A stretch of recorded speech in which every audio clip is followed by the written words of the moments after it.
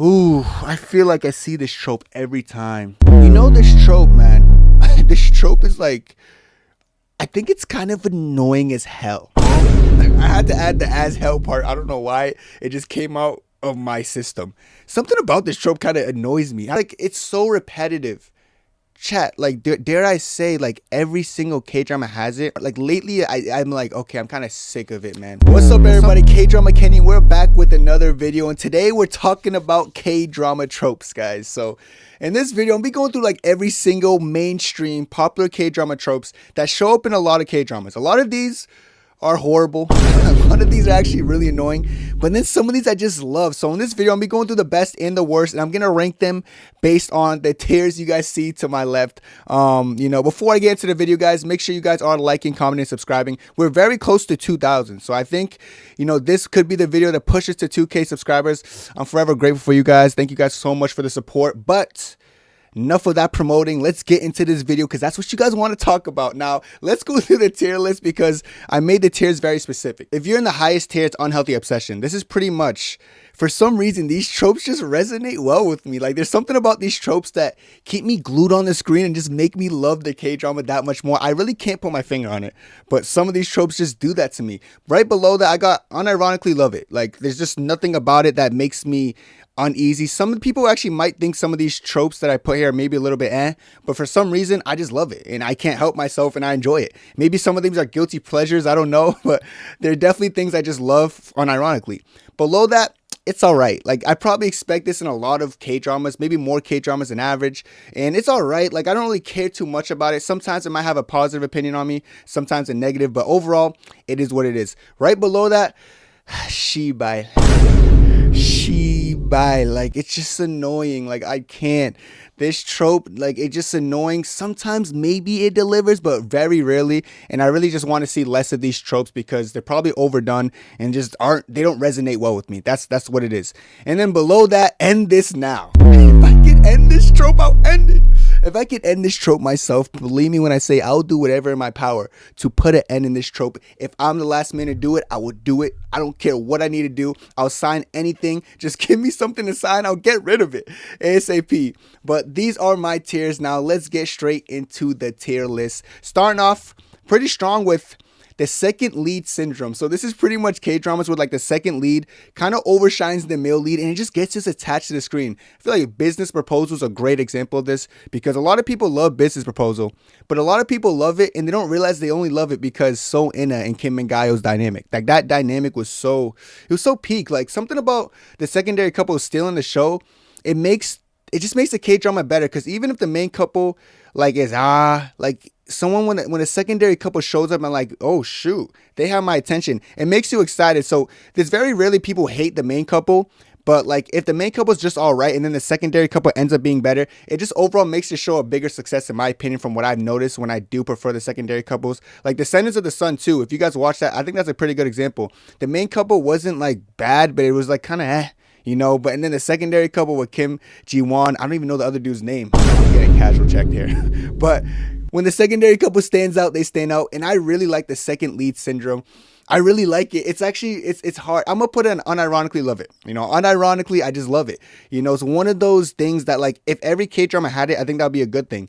I'm not going to say I'm obsessed with secondary couples, but it comes to the point where, like, if there's no secondary couple in the show, I feel like I like the show less. I don't know if that makes sense, but like, if it's a show and like it's one of those secondary couples that look like they're going to get together and we get no progress, Shibai. Like, at that point, I'll put it in the Shibai tier list, but second lead syndrome is just one of those things that I feel like are important in K-dramas, and if you have it, it's a good thing. If you don't, it's a bad thing. Moving on from that though, we got the 180 card turn. Now, everybody, if you watch the K-drama, I guarantee you've seen this.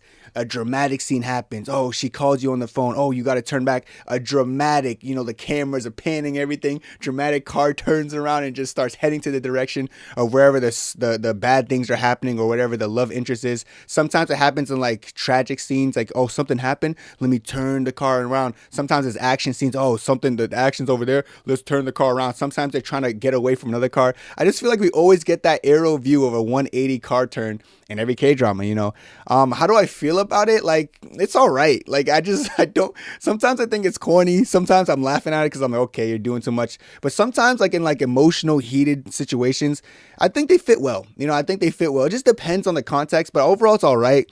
I don't really complain when I see them. I always just smirk to myself because I'm like, okay, there it goes. You know, if there's no 180 car turn in a K-drama, sometimes I'm like, okay, something's missing. What is it? Oh, the 180 car turn. But this is like in literally almost every single K-drama I've seen, and some like neither a wicked positive or negative opinion, but it's just something you're always gonna see. So it's all right. That's how I feel about it. It's all right. It's gonna happen. It is what it is.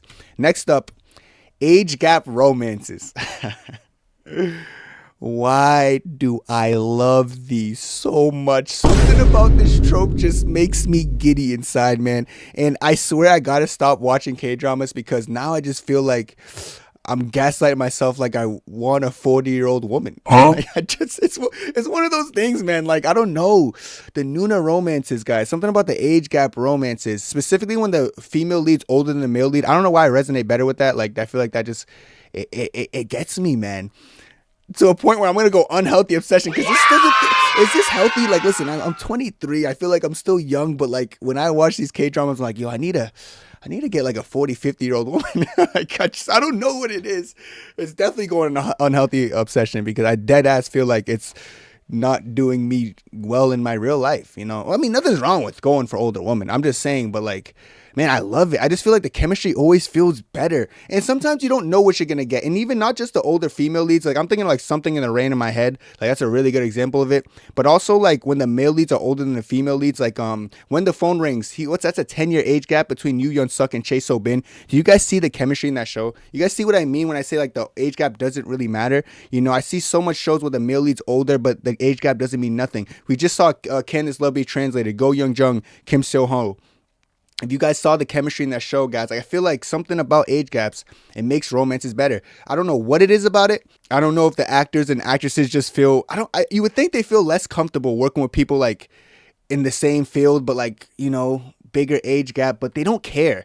And I feel like I gravitate towards looking for K-dramas where there either is an age gap or it's like just older. I just feel like if you have an older castmate, whether it's an actor or actress, I feel like the romance just do better. I can't. There's no science behind it. It's just my assumption, and I do like age gap romances in K-dramas because for some reason when it happens, it hits. Moving on from that, the last second amnesia trope. Okay, this is like for some reason. Don't ask me why, but towards the end of K-dramas, sometimes the male lead gets in an accident, you know, car crash. Oh no, oh, the car crashed.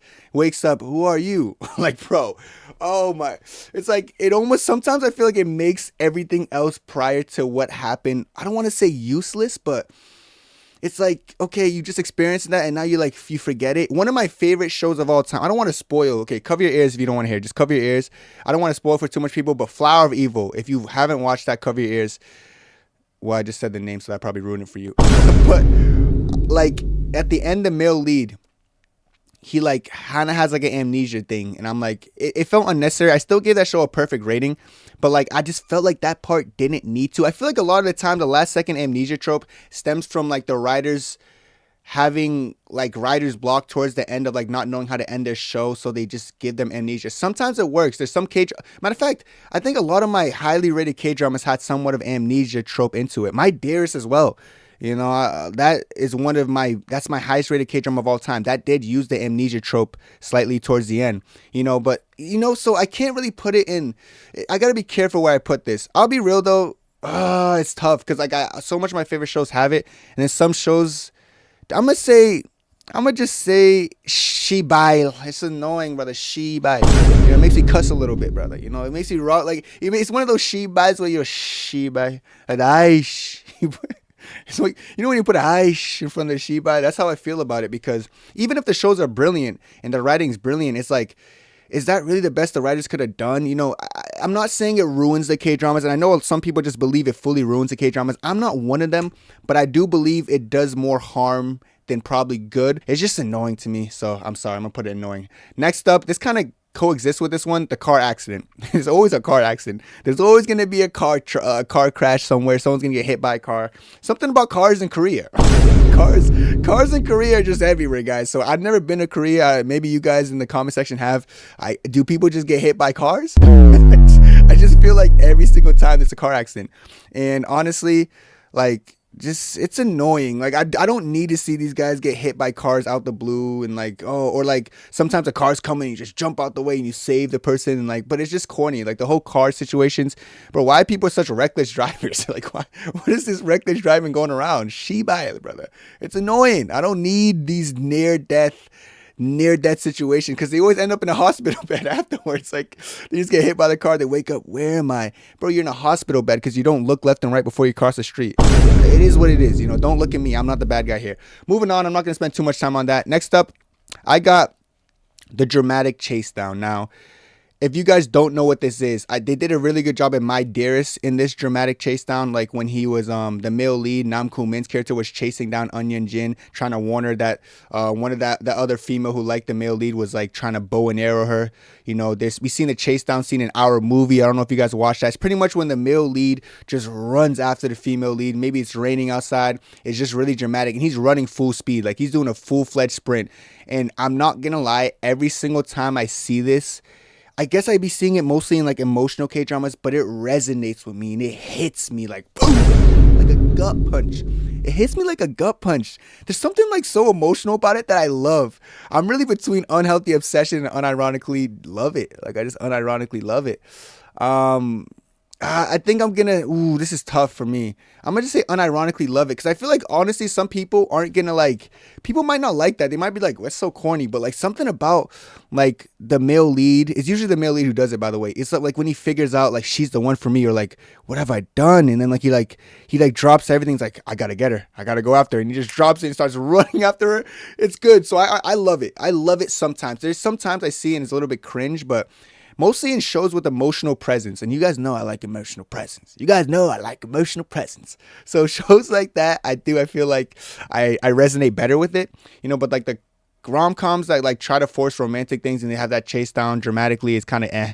But like I do like when the male lead figures out like that's the woman for me, let me run after her and chase her down. I'm very fond of that. So I'll put it pretty highly. Next up, childhood trauma.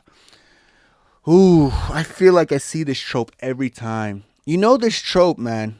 This trope is like, I think it's kind of annoying as hell. I had to add the as hell part. I don't know why. It just came out of my system. Something about this trope kind of annoys me. I don't know what it is. Because like, it's so repetitive. Chat, like, dare I say, like, every single K-drama has it. And lately, maybe it's because I've just been watching more and more. Like lately, I'm like, okay, I'm kind of sick of it, man. You know, sometimes the childhood trauma trope is like, all right. But like, bro, I'm really over it, man. It's just annoying. I'm over it. I don't care. That might be a hot take. Maybe people will disagree with this. I'm over the constant childhood trauma. Your drunk dad beat you up again. Okay. See, now I got to be careful. I got to walk this line appropriately. But like, honestly, guys, it's just the same thing. Your dad's drunk, he beats up his wife, and he beats you up probably too. And it's not like it's sad situations, but like everyone has it. Everyone's dealing with that same trope. Are all these K-drama characters living in the same universe? I guess they are, but like, damn, you guys all have the same dad. You know, maybe switch it up, like make it a different kind of trauma, you know? You guys, I'm sorry, I'm laughing. You guys remember King the Land trauma, like the whole smiling trauma? People are gonna cancel me for that. Nah, but like the whole King the Land, like the Millie had his childhood trauma and he was like, he's all scared of smiles and stuff. I forgot the backstory fully. That's probably why I'm laughing. But I remember seeing the faces. I was like, this is like such a corny childhood trauma trope. But yeah, some of them are just kind of comically corny, and I feel like King the Land is a good example of that. Next up, I got the Destined Connection. Yeah, they're destined to be together, guys. They're destined to happen. You know, for some reason, man, I want to end this now. I want to end this trope now. If I said I don't want to see this trope ever again and they stop showing up, I'll start doing one of these. I'll hit one of these. don't know what this is. I'll hit that dance move. Whatever that dance move is, I'm gonna hit it. Cause this is one of those tropes. Like I feel like I'm like, dude, like I don't care. I didn't need to see that. Like, oh yeah, oh yeah. By the way, we met one time in second grade when we walked past each other in second grade in the hallways, and we just didn't even recognize each other. But yeah, we're destined to be together, you know. Or like it's just like one of those like kind of like not historical, but like magical plots where like they're just destined by some kind of thing in the. Bro, I don't need you to be destined. I hope you guys. I like it better if you're strangers. That would make more of a romance story, you know. I don't really care for you guys destined to be together. These stupid destined connections, bro.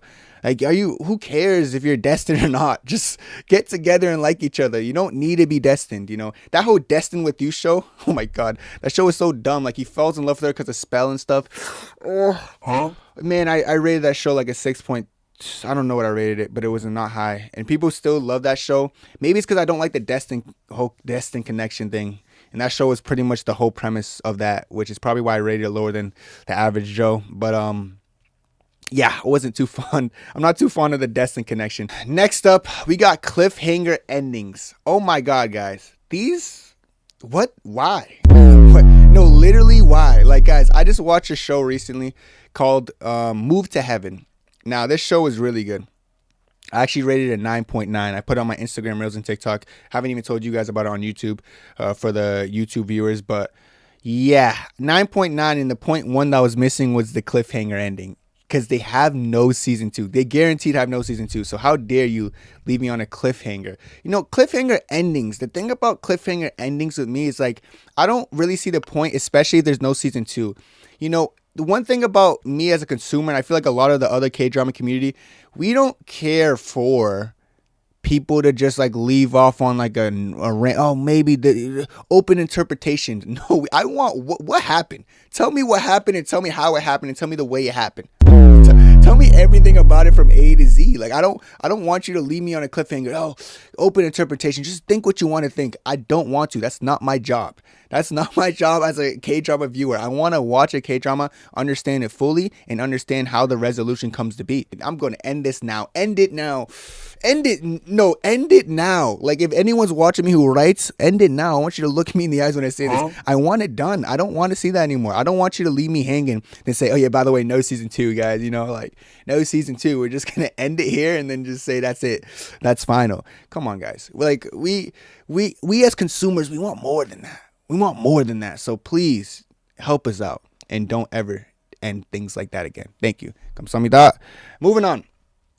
The evil mother / father-in-law. This is pretty much the evil mother, father-in-law who either hates the female lead or the male lead of the respective partner, or it's like a thriller and like the mother-in-law is just evil and the father-in-law is evil and they're like big bad villains or something. You know, this one's like, I see it a lot. I'll be real, it's so repetitive. Like, it's kind of, I don't really care for this trope. I'm gonna go Shibai. Like, it's annoying a little bit to me, you know. I just like it's just so expected, and I feel like since it's so expected, it lowers how much I favor it. I feel like the more expected, the more it gets annoying over time, and I feel like this is one of them. I'm sorry, guys, so I'm gonna put that into Shibai. It's annoying. Not gonna spend too much time for that. Next up, the drunk confession. This is pretty much when they're chugging soju, you know, they're talking to each other, and then suddenly they're like, I think I like you. Or they're drinking soju and suddenly like they get closer and closer and then they kiss. Honestly, I don't mind this. This is actually pretty cool to me. You know, I like when they're drunk and they do stuff. You know, actually, Hometown Cha-Cha-Cha, I did find the main couple a little bit but like the whole chase part was kind of cool to me. And I like when they would get drunk and have the kiss scenes. You know, I do like a drunk kiss scene, you know, and then they try to shake it off the next day. I think that's kind of cute. I am fond of those stuff. So I do like the drunk confession or the drunk kiss scenes, you know, and then they, you know, maybe regret it the next day. It just makes it fun. And I think I do like that. I'm actually do unironically love it. That might be a hot take. I think I love it kind of. It's kind of cool. It's like, I like seeing it. It's like I never really had a drunk confession or a drunk kiss scene like, and be like, oh, I hate that. You know, even Business Proposal, Second Couple, they had one of those too. This happens a lot, and every single time it happens, I feel like I swoon a little bit, maybe a little butterflies. I don't know. I like it. Something about it. You know, when you're drunk, I feel like they feel the most vulnerable and they take the most risk, and then that's when the kiss scene or the confession slips out, and I feel like it always hits. I think it hits pretty well. So I'm gonna put it in unironically love it. You know, it's one of those things that I could get behind. I could really get behind this one, so I don't mind it at all. Next up, oh man, I'm scared to even show you guys this one. The fish kiss. You know, the reason I'm smiling is anybody who knows me, man, on TikTok, Instagram, or YouTube, they know how I feel about this. I want to end it so fast. Like, if I could snap my finger, break a bone in my body, but the fish kiss would never show up again, I might not snap my fingers, but if they gave me any other option, I'd probably do it. You know, I'd rob a bank. I'd risk robbing a bank to make sure I get no more fish kisses. You know, I'd probably jaywalk a couple times. No, for real though. I'd just get rid of the fish kiss. Like, can you guys get rid of it? Like, you know what?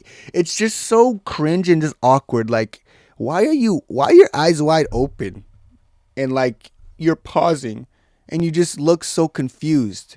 Jung So Min, Park Shin Hye. I'm throwing shots now. I'm joking. No, but like, dude, like, I can't be asked. I can't be bothered. I can't be wilted. I can't be. This can't be. I'm done with the fish kiss. End this now. I want this to be at the top of end this now. Just so you guys know, this needed to be ended yesterday. Why is it still a thing? Does anyone actually? I wonder if people like, yes, they just had the fish kiss. Do people do that? Wait, let me know in the comments. I'm genuinely curious because I'm sure there has to be some people who love it because it's still happening after all these years. Maybe it's more Korean culture and they love it over there. And I'm not even someone who fiends for multiple like mad kiss scenes. I do love a kiss scene, but you know, it's just like, okay, we waited 12 episodes. Here comes the first kiss scene. Fish kiss, eyes wide open. Oh my god, that was so. Oh my god, like people are like, oh my god, that's so cute. What are people saying to keeping this? Like, we gotta end this, guys. We gotta end this. We need to never do this again, you know, ever. So let's hope that when I drop this video, I'll convince somebody who's writing K-dramas. I hope they see this video and they send it to all their friends and family. All right, moving on. The he fell first, she fell harder. This is probably a lot of people's favorite trope. This is when the male lead falls first, but then the female lead falls and she falls harder, and then they have the whole love progress. So it's pretty much the male lead taking initiative. I think it's all right. I always see it. It's pretty common that the male lead falls first. Like, the business proposal is a good thing. Then when the male lead fell first, you know, My Dearest, another example. When Life Gives You Tangerines, another example. You know, pretty much all the examples you could think of in a K-drama. Even Lovely Runner was actually a he fell first, she fell harder, but it seemed to be a she fell first, he fell harder until the show progresses. A lot of the popular shows are like the guy falling first. Same with Mr. Plankton, you know, just the guy pursuing the girl, you know, and then whatever happens after that, you know, and it's usually just a good romances. I feel like it makes for good romances. I feel like it's a very popular one. I'm just going to say it's all right because I see it so oftenly. I'm not going to be like, oh, I'm in love with it, but it's a really good trope. It's a solid trope. It's a trope that we're going to probably see most of the time, and I'm okay with it. Moving on. The opposites attract trope. This is pretty much when the male lead and female lead are polar opposites. Maybe the male lead is very loud and just like stalking, like standoffish, you know, cool badass. And then the female lead is very shy and to herself and just, she plays with her fingernails in the corner.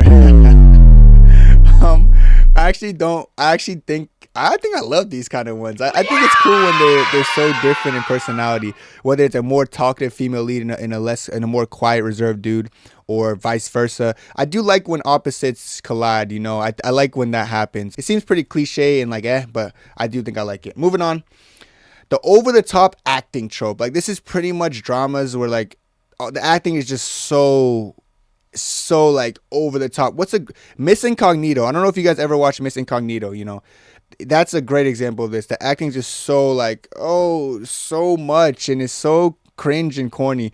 Some rom-coms do this. Like, it's more like a rom-com thing where it's like over the top acting. And I'll be real, end this now, end this tomorrow. I dislike that so much. It's one of those things I want to end personally. Like, I can't stand it. It's one of those things that like I can't be asked about, and I just wish we do less of if possible. I think I want to move my camera up here because I feel like it's gonna be less likely I fill up these spots. Moving on. The passionate rain scene, the passionate rain kiss. So this is pretty much when they're kissing in the rain. It always happens. You know, maybe they had an umbrella on top of them and then they push the umbrella down and they just start making out. Usually in like a heated moment, not a heated moment, but like in a moment where like they're finally getting to like each other, and then like they're just trying to have fun, and they end up in the rain while they're having fun, and then they just go for it. How do I feel about this? I can't lie. I think I might have an unhealthy obsession with like rain kisses scene. Like something about water hitting the heads and the face, and like they're all discombobulated, but they're just so passionately going for the kiss scene. It hits. Something about it hits. I couldn't put my finger on it. It's just, it is what it is, you know. Something in the rain had that. No pun intended, but something in the rain did have that. Kingdom Land didn't have it on paper, but like they had like sprinklers going over their head. Something just about like a scene like that, man. Those kiss scenes always, I feel like they always hit. They hit the best to me. So I'm going to unhealthy obsession because I could rewind those kind of clips a lot. You know, I could watch kiss scenes like that over and over and over again. So I don't mind them. I love them. I need to see more of them because I have a weird obsession with it. I love it, and I would love to see more of it. All right, moving on. The she fell first, but he fell harder. This is not quite the he fell first. It's the she fell first. Pretty much when the female lead shows interest first. And maybe it's because I'm a guy, but I like this more than the he fell first. I like when the female lead falls first. I like when she like goes for it because I think it's more atypical, which just seems cooler to me. And I feel like I like when it's different because it's a little bit different nowadays, especially to see the female lead fall for the male lead first and then pursue it. I'm currently watching Ado Eye, and that's kind of the situation. She fell first and it looks like he's falling harder now. Yeah, and that show's all right so far. I have to still finish it to give my rating and review, but let's just say that I do feel like I gravitate a little bit more towards the female lead falling first. I feel like It's Okay Not to Be Okay is a good example of that. Yeah, so that's one of my favorite tropes that I don't see much about. Next up, the terminal illness trope. This is like a lot of people's like least favorite trope, I feel like, if I had to survey. And honestly, I have a weird unhealthy obsession with it. Isn't that so weird to say? But I'm a sucker for emotional presence, and for some reason this always brings emotional presence that I feel like I gravitate towards, so I feel like I like it more than the average person. There's something weird and unhealthy about the terminally ill trope that like just creates more emotional scenes. It makes the male or the female lead go for it more because they have more of that YOLO essence about them, and I feel like it creates more emotional presence and emotional scenes that just resonate longer with me. I feel like Our Movie's a good example of that. You know, I feel like when it comes down to it, you just have something about it that makes it just last longer with you. Shows like that last longer, man. I just feel like I like shows like that better. You and Everything Else, another great example, not even a romance, but they had the terminally ill trope, and I feel like it made the show so good. Holy shit, You and Everything Else is so good. Oh, that made the show so good. Like, I'm just getting goosebumps thinking about some of these shows that just execute that well. So I have an unhealthy obsession with it, and I feel like a lot of my favorite shows are heavy on the emotional presence, and I feel like that terminally ill trope does have a heavy emotional load with it. So I feel like people want to gravitate towards that, away from that, but I like feeling emotions, so I do like the terminally ill trope. Moving on, the sharing umbrella scenes. This is kind of the cute scenes where they share umbrellas. This happens in a lot of K-dramas, you know, or sometimes the male lead would just hand off the umbrella and walk into the rain. You know, and I do like these tropes, honestly. Something about it, it's just cool sharing an umbrella, you know.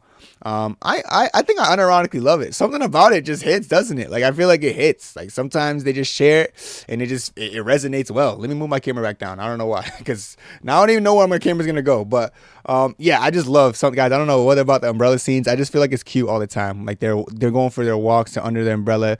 You know how the male lead is always gonna make sure the female lead is completely dried. He's gonna take a little bit on the shoulders, as he should. You know, yeah, I think it's good. I think these scenes are what K-dramas. It's like the little things the K-drama show that I feel like it resonates well, and especially in romances. Moving on, the stalking trope. This is pretty much as a stalker probably watching the female lead, usually the female lead, you know, and they're just obsessed and they're just weird, and it's probably an ex-boyfriend, and yeah, Shibai is a little bit annoying to me. I just don't care for it. They're just usually cringe, and the male lead comes and finds the stalker and like grabs them by the arm, bends their arm back. They're like, okay, stop. That was oddly specific, but I swear that's how it usually goes. I think that even happened in Kingdom Land and some other ones. Like, yeah, just they're stalking, they're weird, and it just never hits for them. It's all That's how I feel about that. All right, moving on. The seductress, pretty much a very seductive female lead is what this describes. And a good example of this is It's Okay Not to Be Okay. It's very rare to see this, but It's Okay Not to Be Okay is one of my favorite shows. And I think something about the seductress, a very seductive female lead, I want to see more of that. I have an unhealthy obsession with it, matter of fact. Like, I want that a lot. I need more K-dramas to have stuff like that because I feel like it keeps me glued on the screen. I feel like as a dude watching K-dramas, like, they get it. Any other guy gets it. I know I'm majority like a female audience who watch K-dramas, but I'm sure you guys can understand what I'm saying too. Like, something about like a female lead who like goes for it.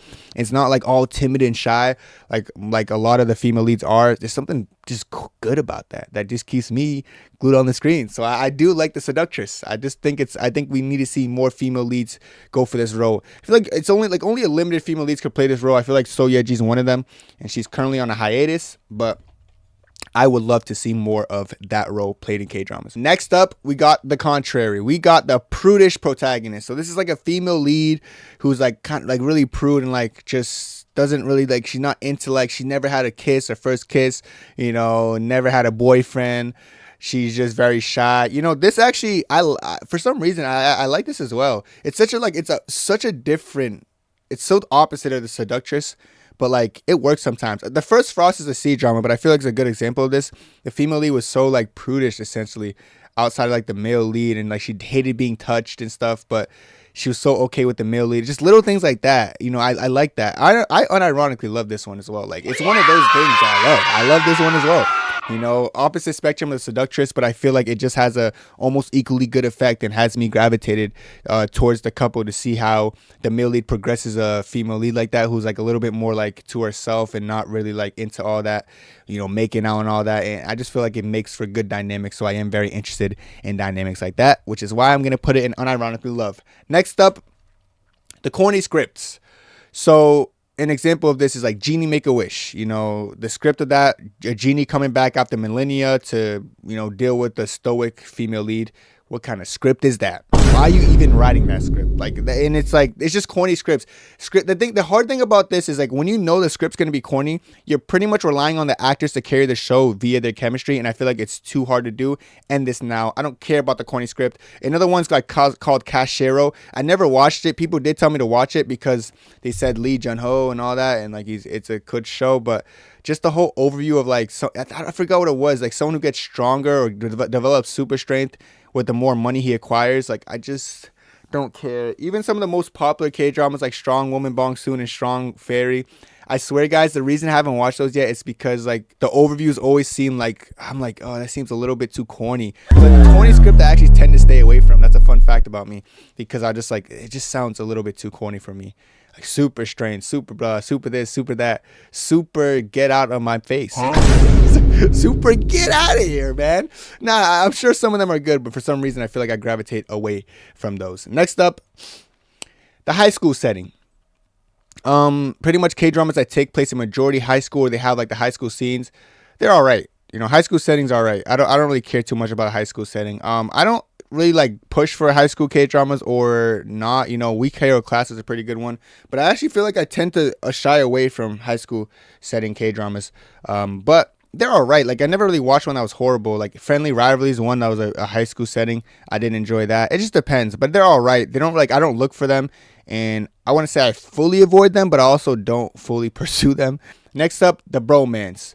This is a big one. You know, I feel like this is a very important one. Bloodhound's a good example of the Bromance. You know, I feel like Bromance is big. I feel like it's important, especially in K-drama. Something about Bromance, like, I feel like they have to have a good Bromance for like the K-drama to feel good. Like, we're so used to like the female lead and everything, but I feel like the Bromance, like even Business Proposal had a good Bromance going on. You know, Weak Hero Class, it's always very important. You know, I'm gonna say unironically love it. I feel like it's always good to have a good Bromance, as well as like friendship dynamics, very necessary. So I do think a Bromance is very important, and I love it.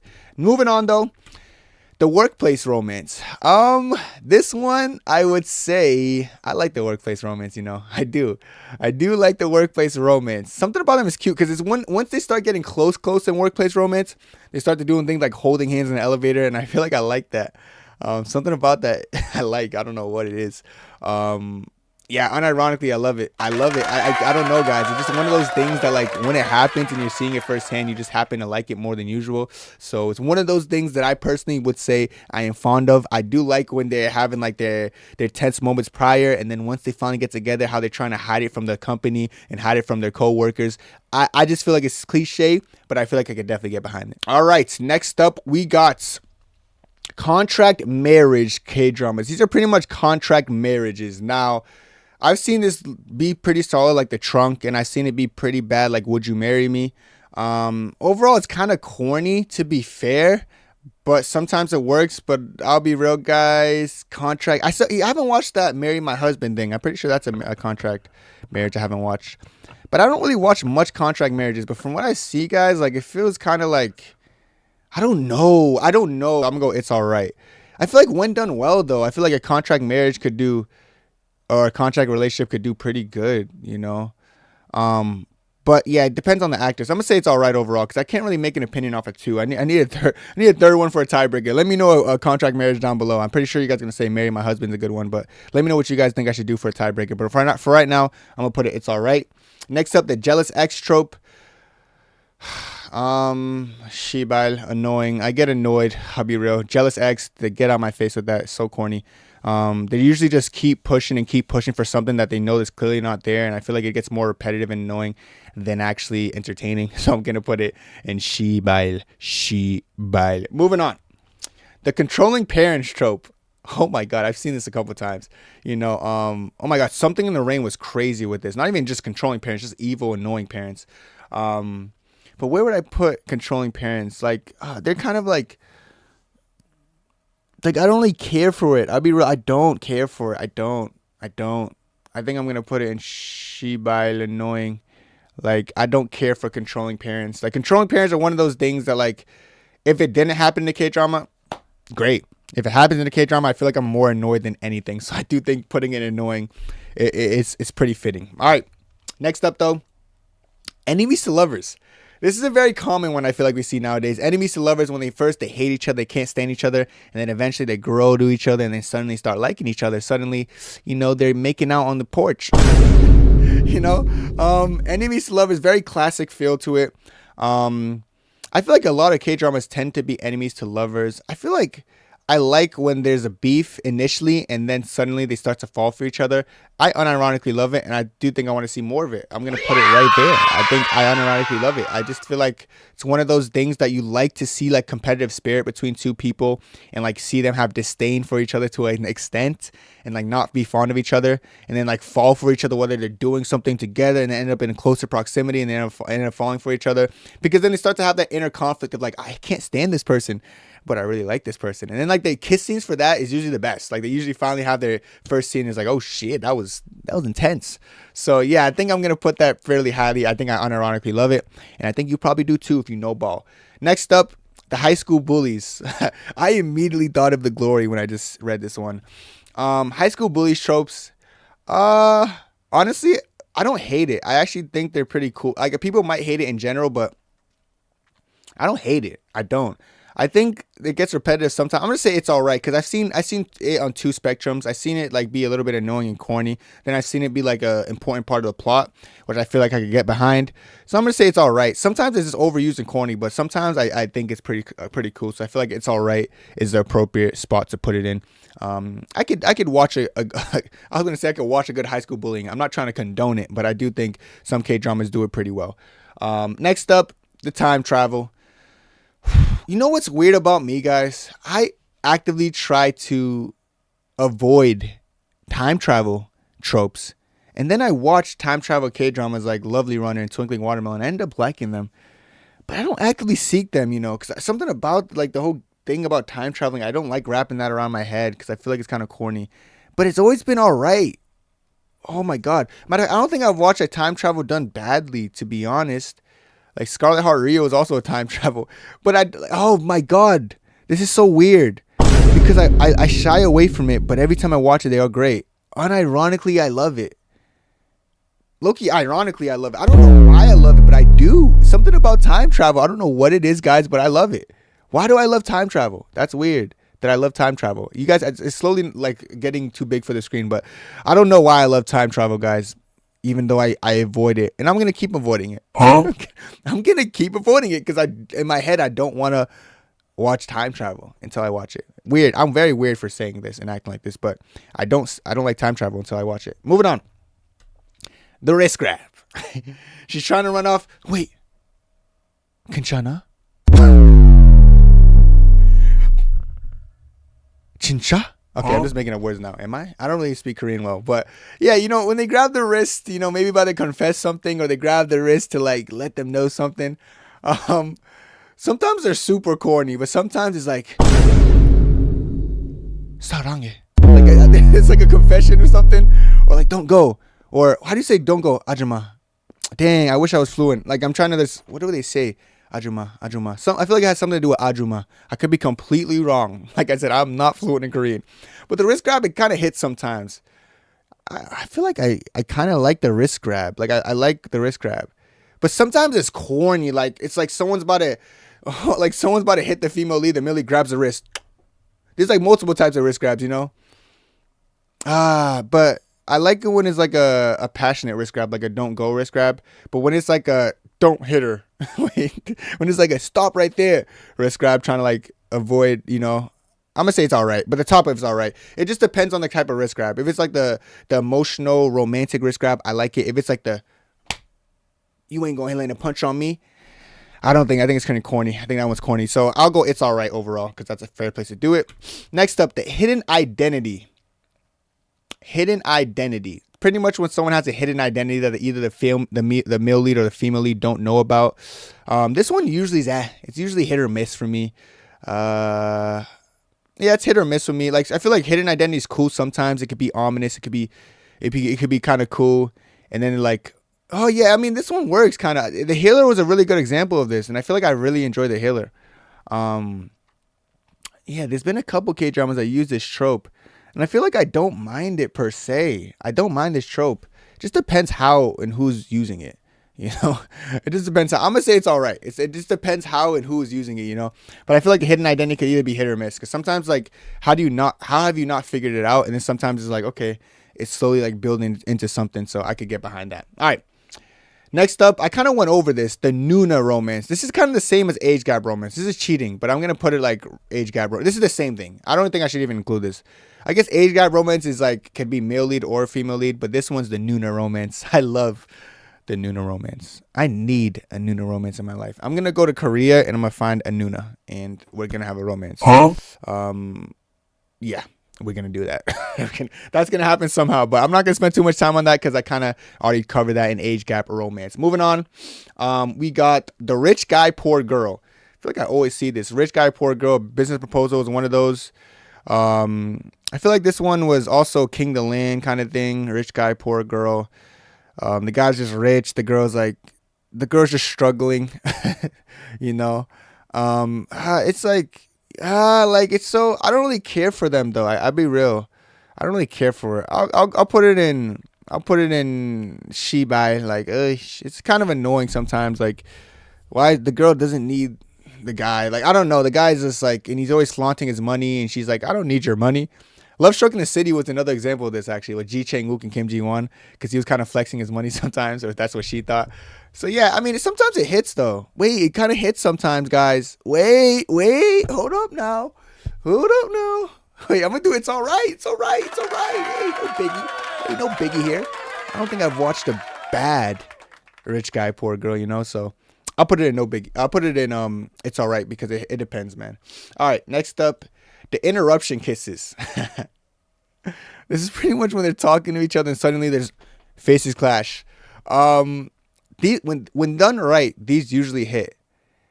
It's usually when like the female lead's rambling. I feel like the female lead's just like, but I can't do this and I can't do that, and you're never gonna like me because and the male lead just like shuts her up with a kiss. Sometimes that's corny as hell though. But sometimes I'm like, okay, you know, it just depends on the mood I'm in. I feel like as well. But overall, I don't think it's too shabby.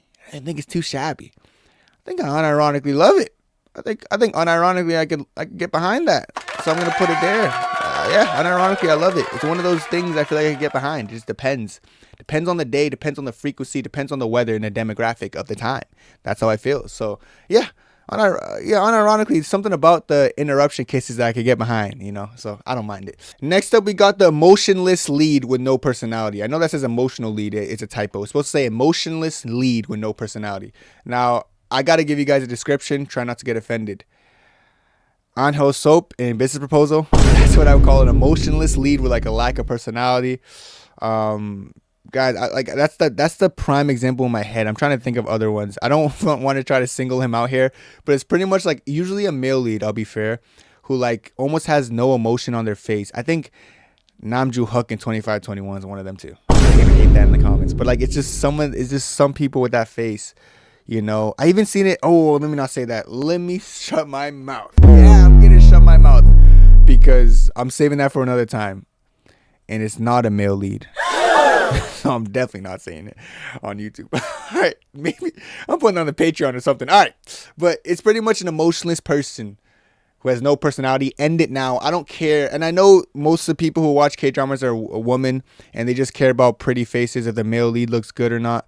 You know, I don't care about that, but I get other people do. So they're like, they try to ignore it or they try to act like it's fine, but it's not fine for me. You know, it's not even fine with there's female leads who've done this too. I'm just not going to name names yet because that's for a different time. But yeah, I'm not feeling it. All right. Last but not least, we're going to finish up with this one. The piggyback trope. This is pretty much when there's piggyback rides given out, you know, kind of just cute scenes. It usually happen like during a cute scene montage when the OST is playing and then piggyback happens.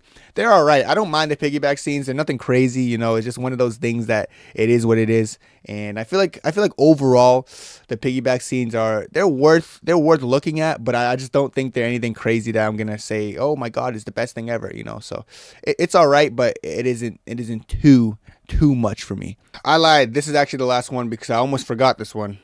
This is the back hugs because I feel like this is one of the most popular ones. I can't believe I almost forgot this one. The back hug trope. Honestly, this is one of those ones I love. Like as a dude, I love these ones. I feel like it's always cute to see the scenes where like the male lead goes behind the female lead and gives her like a back hug. Maybe when she's cooking or something. I feel like it's just cute. It's one of those cute coupley things you like to see in K-drama. So I'm gonna put in that unironically love. And yeah, this is my tier list. This is the complete tier list. You're either gonna love it or hate it, or you're gonna think it's pretty good. But I feel like I have some hot takes in here.